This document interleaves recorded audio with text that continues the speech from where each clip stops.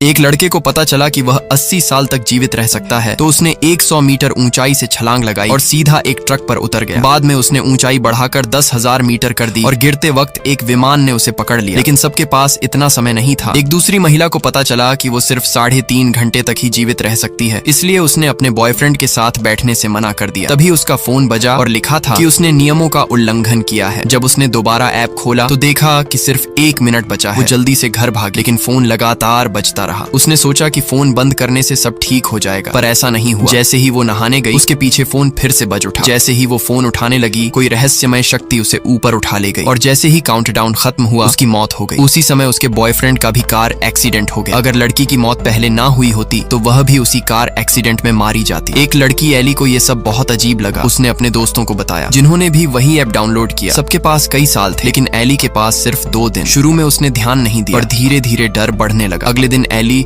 पूरी तरह से काउंटडाउन पर ध्यान देने लगती है। उसने माँ की कब्र पर जाने का वादा भी कैंसिल कर दिया। तभी फोन फिर से नियम उल्लंघन का मैसेज दिखाता है। वो गुस्से में उसे हटाना चाहती थी, लेकिन ऐप हटाया नहीं जा सकता। इंटरनेट पर उसने पढ़ा कि काउंटडाउन खत्म होते ही मरे हुए लोग दिखाई देते हैं। डर के मारे उसने कंप्यूटर बंद कर दिया और घर से भागने लगी, लेकिन फोन फिर बज गया। उसने नया फोन खरीदा, लेकिन उसमें भी वही ऐप अपने आप आ गया। फोन की दुकान का मालिक भी हैरान था। जब वो ऐप हटाने की कोशिश कर रहा था, तभी एली ने उसे रोक दिया। उसी वक्त एक आदमी बाहर भागा और एली से मिला। उसने भी एली को दिखाया कि उसके पास सिर्फ 18 घंटे बचे हैं। दोनों को समझ आ गया कि उन्होंने भी नियम तोड़े थे, इसलिए अब उल्टी गिनती शुरू हो गई है।